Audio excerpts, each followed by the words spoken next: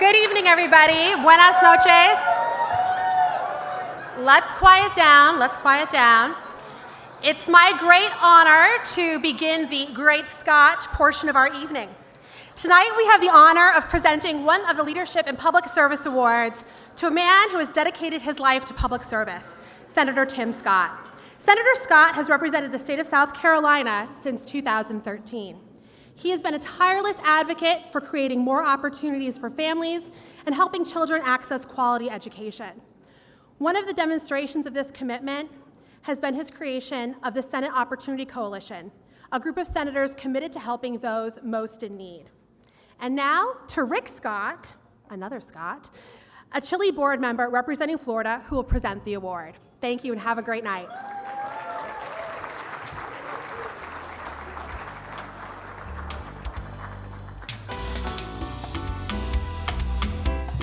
Good evening. It's wonderful to be here. Thank you, Jackie, for the introduction. As a board member of Chile, I get a special opportunity to hear about the great work that Chile does throughout the year. It allows me I want to commend Lincoln Diaz-Balart, who was unbelievably helpful to me in my election back in 2010. I want to thank Lincoln for his excellent job he has done as the chairman of the board, so congratulations, Lincoln. There's a lot of Floridians that have benefited from your hard work, and I want to appreciate every one of you what you do. I'm grateful for all of your work to promote freedom and democracy in Cuba. I've given the Biden administration, I can't imagine the Biden administration just lifted restrictions on Cuba, a strategy that I'm sure is going to fail.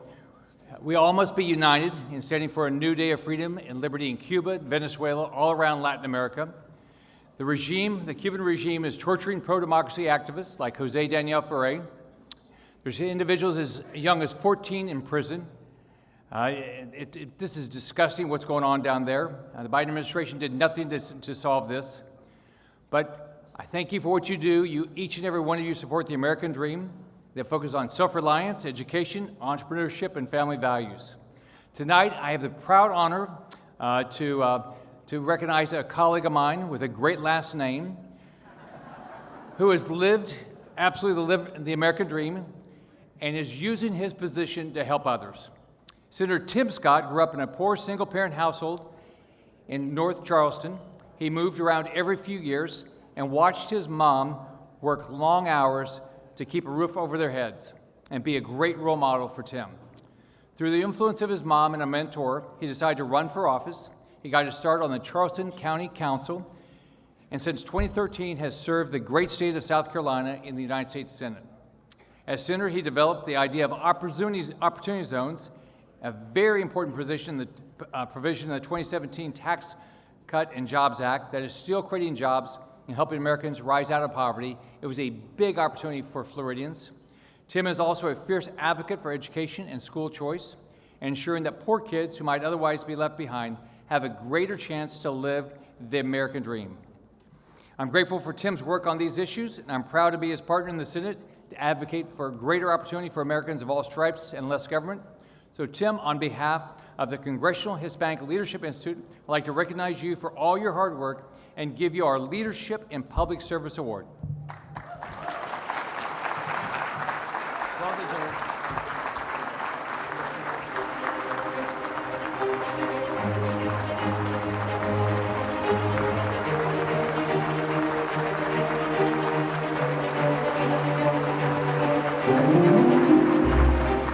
Thank you so much. Appreciate it. Please continue. I'm sorry, I didn't think you could hear that. Thank you very much. What a blessing to live in a remarkable country where all things are literally possible. Can I get an amen? I say that for this reason. As Rick was going through the introduction, I thought back to my mom and her hard work. And some of you all, Yvette and others, may have heard me speak about my mother a lot. She was a single parent raising two kids. One was an amazing young man who always listened to what she said. He made great grades. He paid attention. You guys figured it out already. Then there was me. And my mama needed a whole lot of prayers when she was raising me. I gave her a hard time. Anybody in here have kids? Okay. Anybody have more than one kid? Aren't they very different? My brother graduated cum laude. I graduated thank you laude, you know? You know what I'm saying? I was, getting an award from Chile is a blessing from God without any question. One of the reasons why that is true is because as a freshman in high school, I failed Spanish. I also failed English. Now, when a brother can't speak in Spanish or English, no one calls him bilingual. Nobody. They call him baignant because he can't speak in any language. So that's why I'm really excited to get this award from Chile. It really is a testament to people who love you and see something in you that you can't quite see in yourself. They don't let you quit on yourself.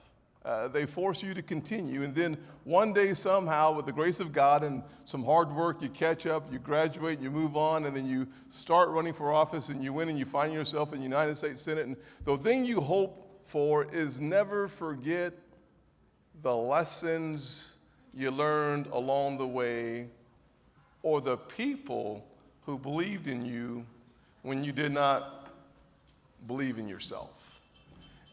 And so, is that my time is up? Thank y'all very much. Yeah. He just like, ding, ding, ding. I was like, brother, gotta go. See you later, brother. Okay, that was not the sign. Thank you very much. I'll continue. So, anyways, you gotta have a good time. I'm going back to vote, and this is the best time I am having all week long. This is my party. We're gonna have it together, right? So,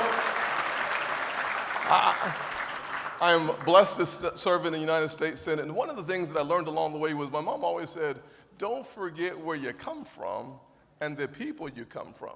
And growing up, I was always blessed with amazing friends from diverse backgrounds, and I love the Chile thought that we need diversity in thought. Not just diversity in the room, but we need diversity in the way that we think and how we respond to situations. And that's been a blessing in my life. And so I grew up in a situation where my friends were very diverse. We had lots of Filipinos, lots of African Americans, lots of white folks, but not a lot of Hispanics, to be honest with you. In my state, we have about 7% Hispanics. When I got to the Senate, I realized that my life has been powerfully impacted by my friends from all communities. And so one of the reasons why I have one, if not, I think there's one African American female chief of staff in the United States Senate. She's my chief of staff. I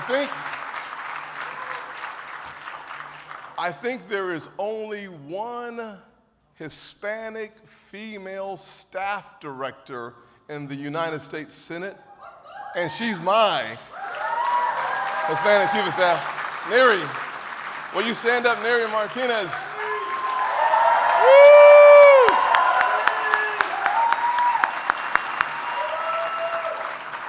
Neri and I were talking earlier today, and we have, I think, between my official office here in D.C. and my aging committee, we have between 8 and 10 Hispanic members helping us serve the great nation of the United States of America.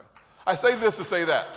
We have a responsibility not just to talk a good game, not just to sponsor legislation and hopefully help minority-serving institutions like we have, but it's also important for us to hire and reflect the diversity of thought and complexion that this great nation affords us the opportunity to see every single day. I like folks who talk the good game, but I love people who walk the good game. That should be our responsibility. And I'll close with this. They gave me a little extra time because some folks were running a little late. I said, I can go 50 minutes. And she said, no, you can't. I'll go 7 or 8 minutes. She's like, un poquito. I'm learning along the way. See, well, I got Ola down and I got un poquito. This is good. Okay. I'll say this though. as they have extended my time a little bit, thank y'all. Thank you, each and every one of you, for your commitment to make sure that every single opportunity you have to advocate on behalf of the diversity that is necessary for America to reach its highest heights, to extend its arm as far as possible. It cannot be done on one side of the aisle. It cannot be done with just one group of people. It must be done by all of us, recognizing that this patchwork quilt that we are as a nation, there are black patches and white patches and red patches and brown patches and yellow patches, all woven together by the thread of love. If we spend more time appreciating what we have in common, we'll spend less time praying for the victims of violence and racism and discrimination, and we'll spend a lot more time celebrating the fact that our kids go to the same schools. We compete on the same fields. You marry who you love, and you aspire to be what your parents only dreamed was possible.